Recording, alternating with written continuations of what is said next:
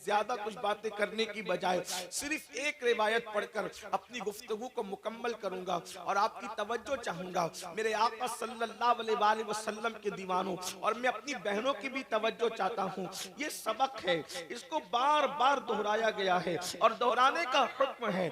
आपने कभी किसी मैयत को मिट्टी दी होगी तो मिट्टी देते वक्त जो मसनून दुआ हमारे यहाँ व आयत करीमा को बतौर दुआ पढ़ा जाता है, मैंने उन आयात की तिलावत की है। जब हम किसी की कब्र पर मिट्टी डालते हैं, अल्लाह अकबर, मेरे आका सल्लल्लाहु अलैहि वसल्लम के दीवानों, पहली बात तो ये है, कब्र पर मिट्टी डालना कोई रस्म नहीं है, कब्र पर मिट्टी डालना कोई फॉर्मेलिटी नहीं है, बल्कि जब हम किसी की कब्र पर मिट्टी डालें, ए महलों में रहने वालों, ए नरम गद्दों पर आराम करने वालों, पूरी पूरी रातों को अय्याशियों की नजर करने वालों, अपनी दौलत के घमंड और में चकना चूर होकर खुदा के गजब को चैलेंज करने वालों, मुस्तफा जाने रहमत की आंखों की ठंडक को अल्लाह अकबर गफलत की वजह से तर्क करने वालों, गुनाह और जराइम करके जन्नत का ख्वाब देखने वालों, जब तुम किसी की कब्र पर मिट्टी डालो तो उस वक्त ये तसव्वुर करो,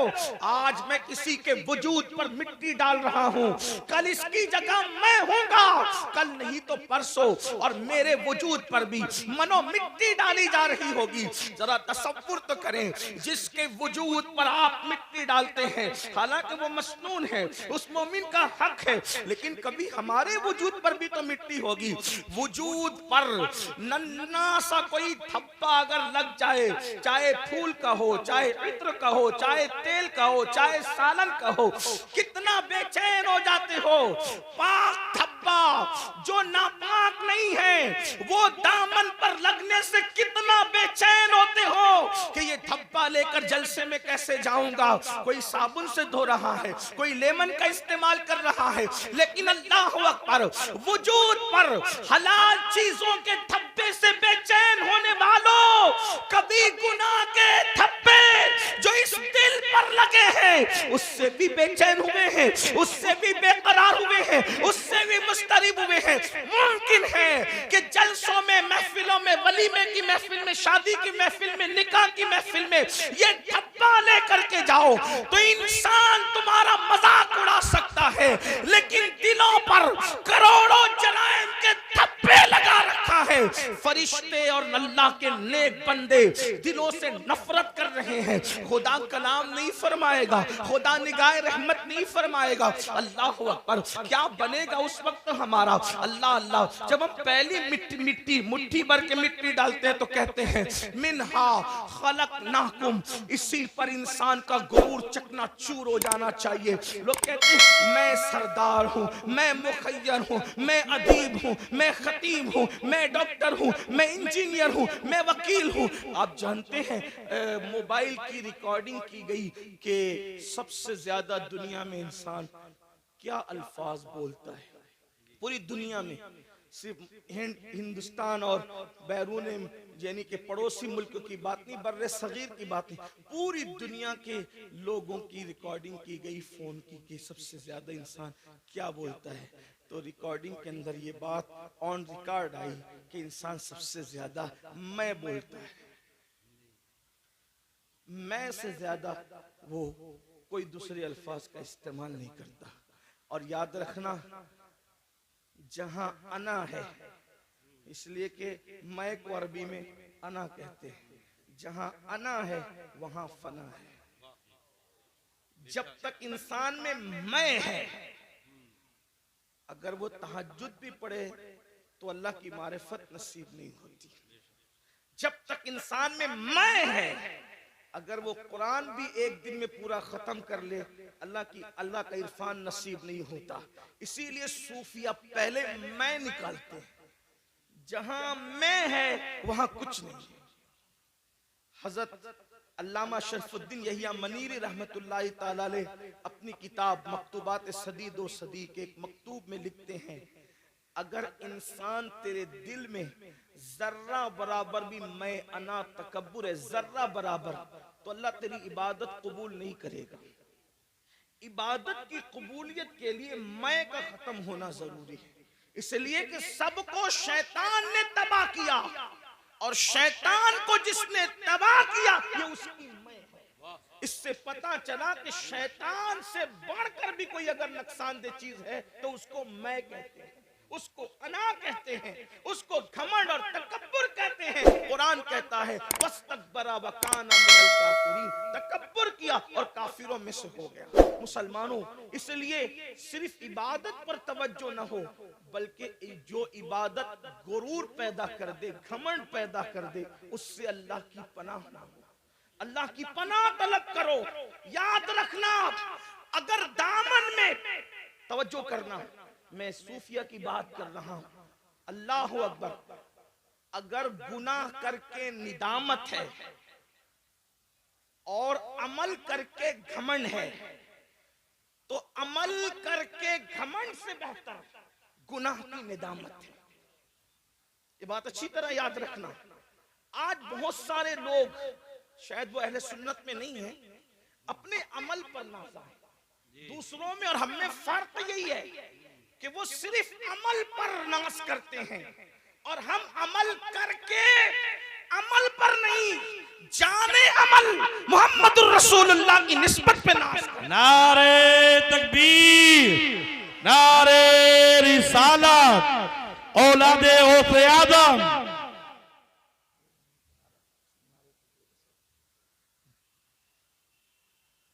तो अल्लामा शरफुद्दीन यहिया मनीरी फरमाते हैं कि जब तक जर्रा बराबर तकब्बुर भी दिल में मौजूद है, इबादत कबूल नहीं होगी।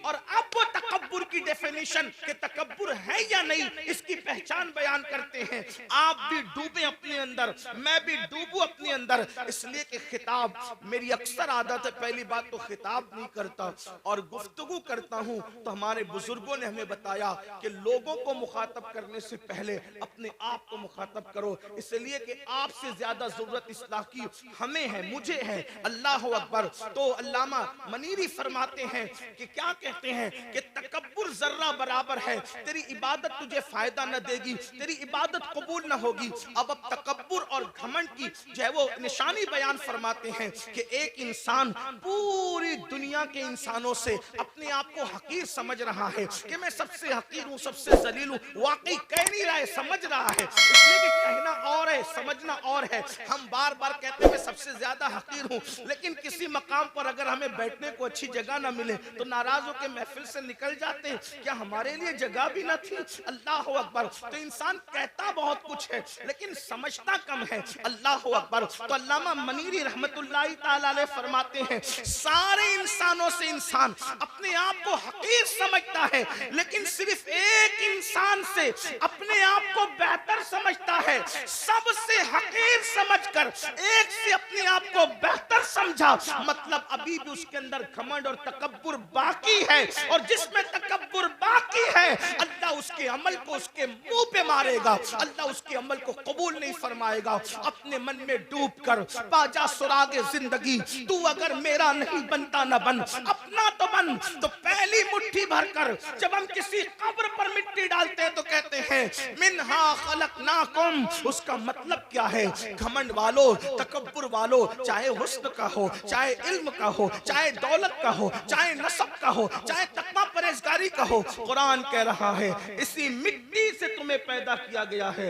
मिन्हा खलकनाकुम, इसी मिट्टी से पैदा किया गया, तुम्हें तखलीक किया गया मिट्टी से। जिस इंसान को मिट्टी से बनाया गया हो, उस इंसान को घमंड कैसे सेब देता है? उस इंसान को तकब्बुर कैसे सेब देता है? फिर उसके बाद हम दूसरी मिट्टी भर करके डालते, कहते हैं वफीहा नुईदुकुम, इसी में मिला दिए जाओ।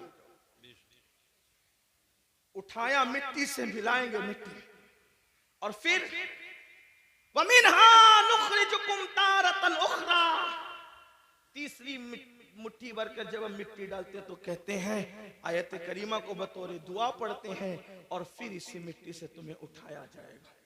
अब आज मेरी गुफ्तगू का जो उन्वान है, हम कैसे उठेंगे, ये इस पर आपकी तवज्जो। जाना तो सबने कब्र में, हर आदमी अपने अपने अमल के मुताबिक जाएगा, जो जैसे जाएगा तैसे जाएगा। उठेंगे कैसे? तो एक हदीस पाक बड़ी तवील है, उसमें अल्लाह के रसूल सल्लल्लाहु अलैहि वसल्लम से पूछा गया कि या रसूल अल्लाह, सल्लल्लाहु अलैहि वसल्लम हमें कब्रों से कैसे उठाया जाएगा और किस हालत में उठाया जाएगा। अल्लाह के हबीब अलैहिस्सलातु व तस्लीम से जब पूछा गया हमें किस तरह उठाया जाएगा और हम कैसे उठेंगे अपनी कब्र से, हजरत सैयदना मुआज इब्ने जबल रदी अल्लाह तबारक व तआला अन का सवाल था।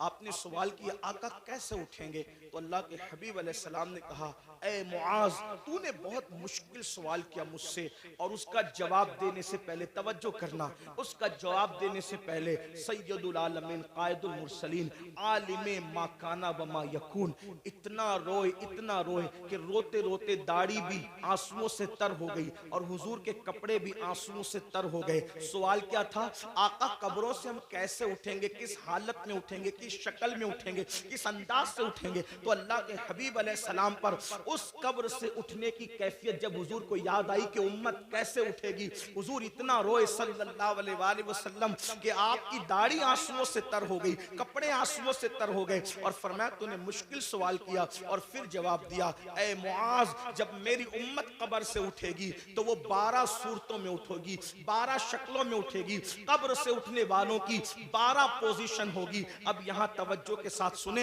हदीस मुकम्मल होगी, बात भी पूरी हो जाएगी। अब इन 12 में हम किसके अंदर है जरा उस पर तवज्जो करना। मैं नहीं कहूंगा कि आप किसमें है, मैं किसमें हूं, ये किसमें है, वो किसमें है, नहीं, बहुत हो चुका मेरे भाइयों। मैं कहता हूं तू सुधर, तुम कहते हो तू सुधर, ये तू और तू के अंदर मामला खराब है। हमें यह सोचना है कि मैंने संवरना है, मेरी कब्र के अंदर मैंने अकेले जाना है, अपनी कब्र से मैंने उठना है। मेरे भाइयों यहाँ सारी चीटिंगे चल जाएगी, रियाकारियां चल जाएगी, मक्कारियां चल जाएगी, सब चल जाएगा, लेकिन वहां कुछ नहीं चलेगा, सब मामला वहां पीवर है। अल्लाह अकबर। अब मेरे और तुम्हारे नबी गैबदा नबी सल्लल्लाहु अलैहि वसल्लम क़यामत का मंजर पेश कर रहे हैं। कब्रों से उठना तो है ना भाइयों, कब्रों में जाने पर भी यकीन है, कब्र से उठने पर भी यकीन है। अब मेरे और तुम्हारे सच्चे नबी सैयदुल आलमीन गैबदा नबी सल्लल्लाहु अलैहि वसल्लम फरमाते हैं 12 किस्म के लोग होंगे कब्र से उठने वाले, यानी 12 पोजीशन में लोग उठेंगे, 12 अंदाज में लोग उठेंगे। अब मेरे आका अलैहिस्सलाम पहले शख्स के बारे में फरमाते हैं अल्लाह अल्लाह हजरत सैयदना मुआज बिन जबल रदी अल्लाह ताला ने अर्ज किया हुजूर बताएं ना कि कैसे कैसे लोग उठेंगे। तो अल्लाह के हबीब सल्लल्लाहु अलैहि वसल्लम इरशाद फरमाते हैं एक टोला कब्र से उठेगा, यानी पहला ग्रुप कब्र से निकलेगा। कब्रों से जो पहला टोला और ग्रुप निकलेगा, आका इरशाद फरमाते हैं ना उनके हाथ होंगे ना उनके पैर होंगे, यानी कब्र से निकलते वक्त, यानी कब्र में जब दफन होंगे तो उनका पूरा वजूद सही सलामत होगा, लेकिन जब वो अपनी कब्रों से उठेंगे तो उनके हाथ भी कटे हुए होंगे, उनके पैर भी कटे हुए होंगे। अल्लाह अकबर। इस हालत में वो दुनिया से जब गए थे तो अच्छे भले, लेकिन कब्र से निकलेंगे तो हाथ नहीं पैर नहीं, हाथ और पैर दोनों कटे हुए। और उस वक्त तो गैब से निदा आएगी, ऐ लोगों ये टोला जो कब्र से हाथ और पैर कटा हुआ निकला है, जानते हो किस जुर्म की वजह से इनके हाथ और पैर काट दिए गए? अल्लाह अकबर। तो लोग पूछेंगे किस वजह से, तो कहां जाएगा? ये दुनिया में अपने पड़ोसियों को तकलीफ पहुंचाते थे, ये दुनिया में अपने पड़ोसियों के साथ अच्छा सलूक नहीं करते थे, इसलिए आज ये अपनी कब्रों से उठे हैं तो इनके हाथ भी कटे हैं, इनके पैर भी कटे हैं। आपसे पूछना चाहता हूं, आज थोड़ी सी ताकत मिल जाए, थोड़ी सी कुव्वत मिल जाए, पड़ोसियों के साथ हमारा सलूक क्या है? अल्लाह अकबर। बड़ी माजरत के साथ मुसलमानों, हर पड़ोसी दूसरे पड़ोसी को, हर ताकतवर कमजोर को दबा रहा है, बल्कि अल-अयाज़ु बिल्लाह अब तो हालात यहां तक हो गए सिर्फ पड़ोसियों को सताया नहीं जा रहा है, पड़ोसियों की बेटियों पर भी गलत नजर डाली जाए, उनकी बहुओं पर भी अगर वो कमजोर है तो गलत नजर डाली जाती, गरीब है तो उनकी आबरू का सौदा करने की कोशिश की जाती है। मुसलमानों सोचो तो सही, अंजाम क्या है?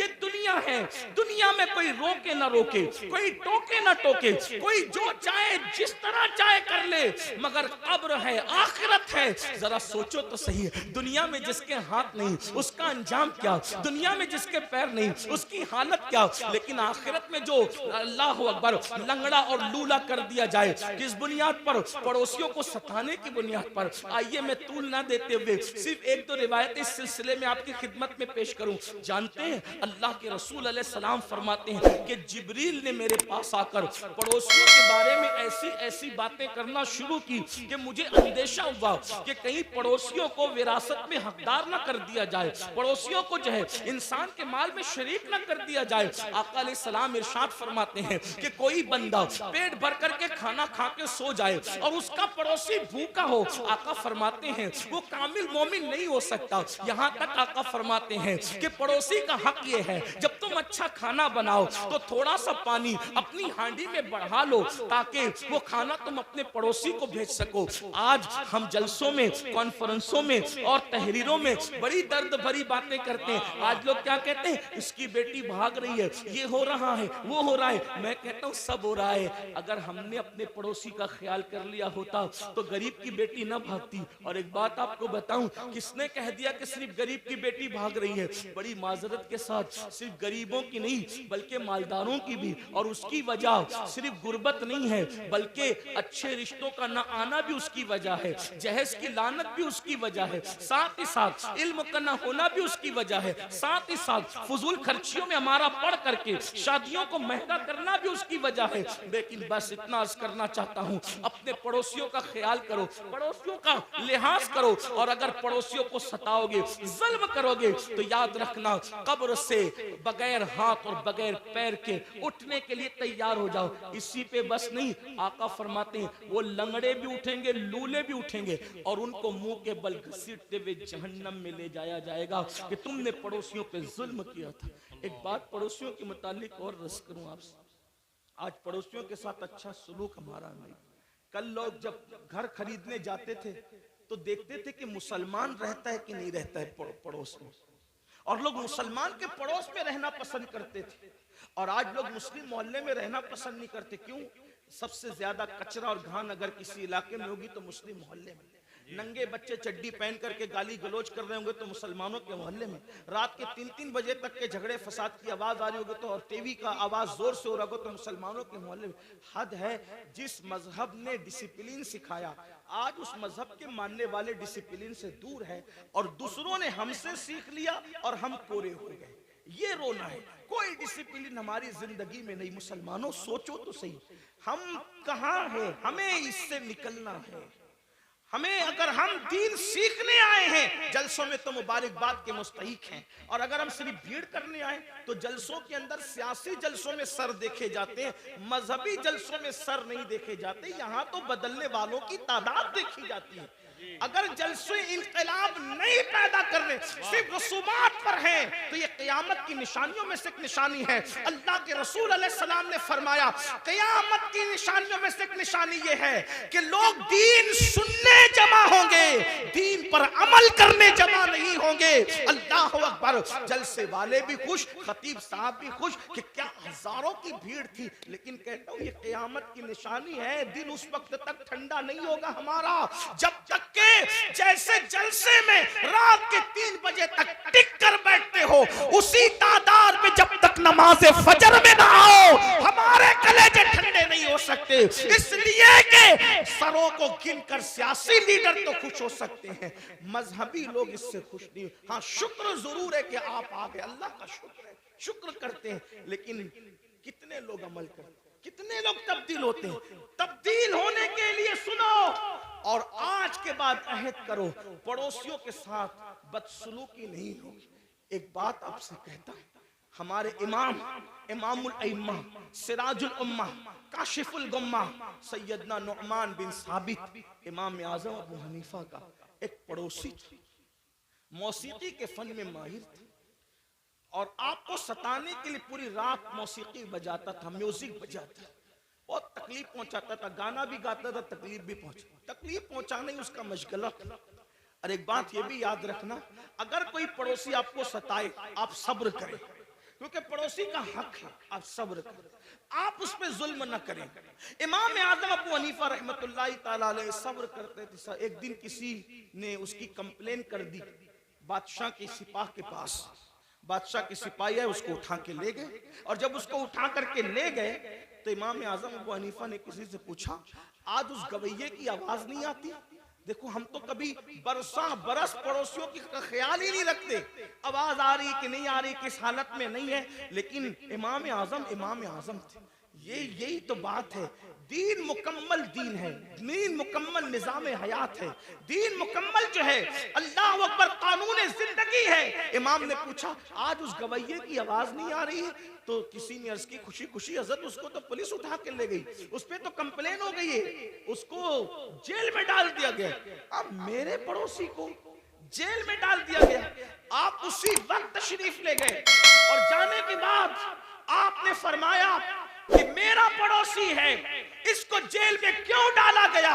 तो कहा आपको सताता था, गाता था, म्यूजिक बजाता था, मौसीकी बजाता था, इसलिए ये हाल किया गया। फरमाया कोई बात नहीं, उसका मेरा मसला है, लेकिन मैं तो उसको ले जाऊंगा। और इमाम आजम अपने सोर्स से, अपनी सिफारिश से उसको छुड़ा कर लाए। रास्ते में उसने कहा मैं तो आपको सताने के लिए करता था, आपने मुझे क्यों छुड़ाया? फरमाया जो तू करता था वो तेरा अपना अमल है, मुझे पड़ोसी के साथ हुस्न सुलूक का हुक्म दिया गया है, मैंने उस पर अमल किया। कदम पकड़कर कहता है वल्लाह अगर किसी को इमाम आजम कहलाने का हक है तो वो साबित का बेटा नोमान आप ही है। नारे तकबीर, नारे रिसालत। बुजुर्गों का तरीका था, हम अपने पड़ोस के साथ, आज तो पड़ोस में सगा भाई भी रहता है, हम उसके साथ क्या सलूक करते हैं? अच्छा खाना बनाते हैं तो माज़अल्लाह छुपा छुपा करके खाते हैं, ऐसा नहीं होना चाहिए। फिर मेरे और तुम्हारे आका सल्लल्लाहु अलैहि वसल्लम इरशाद फरमाते हैं दूसरा गिरोह, दूसरा काफिला, दूसरा टोला जब अपनी कब्र से निकलेगा तो उसकी शक्ल सूवर की तरह और खिंजीर की तरह होगी।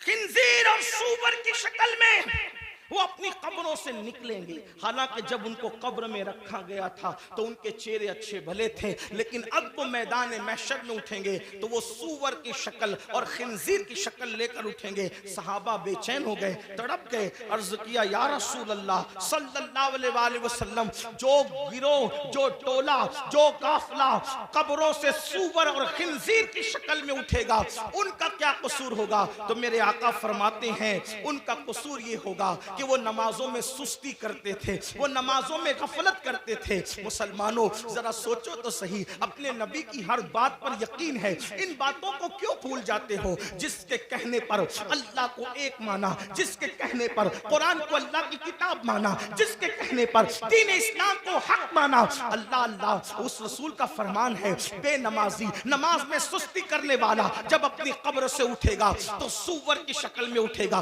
खिंजीर की शक्ल में उठेगा। इस पर ज्यादा बात न करते हुए एक रिवायत आपके सामने पेश करूं, खुले दिलों के साथ और खुली आंखों के साथ, खुले कानों के साथ सुनना। अपने आप पे रहम कर लो, अपने आप पे रहम कर लो। अल्लाह के बंदो, आखिरत की घाटी बड़ी मुश्किल तरीन घाटी है, हमने उसको जितना आसान समझा इतना आसान नहीं है। मेरे इमाम कहते हैं अल्लाह अकबर, पाट वो कुछ धारिये कुछ जार हम, या इलाही क्यों कर उतरे पार हम, अपनी सत्तारी का या रब वास्ता हो न रुस्वा बरसरे बाजार हम। अल्लाह अल्लाह, हमें फेसबुक के लिए तो वक्त है, यूट्यूब पर बैठने के लिए तो वक्त है, दोस्तों की महफिलों के लिए तो वक्त है, बीवी बच्चों के लिए तो वक्त है, सबके लिए वक्त है, रब के लिए वक्त नहीं। सुन लो और अच्छी तरह से सुन लो। अल्लाह अल्लाह, हजरत अल्लामा उस्मान इब्ने हसन रदी अल्लाह तबारक व तआला अन्हु अपनी किताब में लिखते हैं, मेरी बहनों की भी तवज्जो, अल्लाह के हबीब अलैहिस्सलाम का ज़ाहिरी दौर है, आका अलैहिस्सलाम अपने सहाबा के झुरमुट में जलवागर हैं। ऐसे में एक नौजवान रोते हुए आता है और अर्ज करता है या रसूल अल्लाह सल्लल्लाहु अलैहि वसल्लम, मेरे अब्बू का इंतकाल हो गया, मेरे बाप का इंतकाल हो गया। आका मेरा बाप मर चुका है, उसका इंतकाल हो चुका है, हम देहात के लोग हैं, देहात में रहने वाले हैं। आका न उसको कोई गुस्ल देने वाला है, न उसको कोई कफन पहनाने जाने वाला है। या रसूल अल्लाह सल्लल्लाहु अलैहि वसल्लम, इसलिए मैं रो रहा हूँ। मेरे आका ने फरमाया, ए अबू बकर उठो, ए उमर उठो और दोनों जाओ और जा करके इसके देहात में पहुंचो, इसके गांव में पहुंचो, उसको गुस्ल भी दो, उसको कफन भी पहनाओ। अल्लाह अकबर। जब सिद्दीक अकबर, फारूक आजम, मेरे आका के दोनों यार शेखैन करीमैन उठे और देहात में पहुंचे तो जैसे मैयत के करीब गए गुस्ल देने के लिए चेहरे से चादर हटाई, चेहरे से चादर हटाई तो क्या देखा कि उसका मुंह, मैयत का मुंह काले सूअर की तरह हो गया, काले खिंजीर की तरह हो गया। अल्लाह अकबर। सिद्दीक और फारूक ने जब ये मंजर देखा जार जार रोने लगे, जारो कतार रोने लगे। एक कासिद को अल्लाह के रसूल सल्लल्लाहु अलैहि वसल्लम की बारगाह में पेश किया गया। या रसूल अल्लाह, इसका चेहरा तो काले सूअर की तरह, काले खिंजीर की तरह हो गया, इसको कैसे गुस्ल दें, इसको कैसे कफन पहनाए। अल्लाह अकबर। मेरे और तुम्हारे आका सल्लल्लाहु अलैहि वसल्लम खुद तशरीफ लाए चल करके, और जब उसका मुंह काले खिंजीर की तरह देखा हुजूर अलैहिस्सलाम भी रो पड़े। फिर मेरे आका ने दुआ की और दुआ करने के बाद उसका चेहरा ठीक हो गया। जब चेहरा ठीक हो गया तो फिर गुस्ल दिया गया, कफन पहनाया गया, नमाज़े जनाजा पढ़ी गई। और जब जनाजा मुकम्मल हो गया तो किसी ने धीरे से कहा, पहले तो इसका चेहरा काले सूअर की तरह, काले खिंजीर की तरह हो गया था, अब जरा देखे तो इसका चेहरा कैसा है। जब दोबारा चेहरा देखा गया नमाज़े जनाजा के बाद, जब कफन हटाया गया तो क्या देखा लोगों ने, अब भी उसका चेहरा काले सूअर की तरह, काले खिंजीर की तरह था। सब रो पड़े। सहाबा ने अर्ज किया, हमारे माँ बाप आप पर कुर्बान या रसूल अल्लाह सल्लल्लाहु अलैहि वसल्लम, इसका चेहरा बार बार काले सूअर की तरह, काले खिंजीर की तरह कैसे हो जाता है। तो मेरे आका ने उसके बेटे को बुला करके पूछा, ये बता तेरे बाप का चेहरा काले सूअर की तरह क्यों हो जाता है बार बार। उसने अर्ज की, या रसूल अल्लाह सल्लल्लाहु अलैहि वसल्लम, मेरा बाप कोई गुनाह नहीं करता था, बस उसकी कमी ये थी कि जब नमाज का वक्त आता तो वो सो जाया करता था, वो नमाज नहीं पढ़ता था। तब मेरे आका ने इरशाद फरमाया, लोगों ध्यान से सुनो, जो नमाज में सुस्ती करेगा वो अपनी कब्र से इस हालत में उठेगा कि उसका मुंह काले सूअर की तरह होगा, काले खिंजीर की तरह होगा। बताओ, चेहरे पर फुंसी आ जाए कितना बेचैन हो जाते हो, किसी के चेहरे पे सफेद दाग आ जाए कितना बेचैन हो जाता है। लोग मुंह पे रुमाल रख के फिरते हैं, अगर उसको फालेज हो जाए, मेरा टेढ़ा मुंह लेकर मैं कैसे जाऊं, सफेद दाग लेकर कैसे जाऊं, फुंसी लेकर कैसे जाऊं। अपने जैसे इंसानों के सामने जब ये ऐब लेकर नहीं जाते, जिसको डॉक्टर दुरुस्त कर सकता है वो ऐब लेकर नहीं जाते, अल्लाह ना करे नमाज छोड़ने की वजह से मुंह काले सूअर की तरह होगा, तो अल्लाह की बारगाह में क्या मुंह लेकर जाओगे, किस तरह मुंह लेकर जाओगे। और सुन लो, दुनिया के इम्तिहान में अगर नाकाम हो गए तो फिर कामयाबी के चांसेस है, मगर आखिरत के इम्तिहान में अगर नाकाम हुए फिर कामयाबी का कोई चांस नहीं है।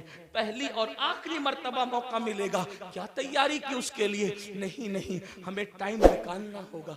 बड़ी माजरत के साथ एक बात और आपसे कहूं, आज मेरी कौम के दिमाग में खप्त है, नहीं हम तो गौस पाक के मानने वाले, हम तो गरीब नवाज के मानने, हम तो आला हजरत के मानने, हम तो शाह बरकतुल्लाह के मानने, तो हमें क्या होगा? हमने तो जिना करके भी जन्नत ही मिली, हमने तो नमाज छोड़ के भी जन्नत ही मिली, हमने तो पूरी जिंदगी कुरान को हाथ नहीं लगाया। तो क्योंकि हम मानने वाले कितने बड़ों के, जितने बड़ों के मानने वाले उनकी बड़ाई में मुझे कोई शक नहीं। लेकिन एक बात जरूर कहता हूं, जब नूह अलैहिस्सलाम का बेटा जहन्नम में जा सकता है, सुलभी बेटा, और कुरान फिर उसका नसब भी काट करके ऐलान करता है, लैसा मिन अहली, कभी आपकी औलाद से न रहा। तो जब सगे बेटे का नसब कट सकता है तो फिर नाम लेवाओं का रिश्ता, निस्बतें क्यों नहीं कट सकती? वो शख्स गौस पाक का कैसे हो सकता है जो नमाज नहीं पढ़ी? क्योंकि गौस पाक कह चुके कि बेनमाजी मरे तो उसे मुसलमान के कब्रिस्तान में दफन मत कर। मैं लोगों को कहता हूं, कुछ लोगों को बुरा भी लगता है, लेकिन मुझे लोगों का ख्याल कम है।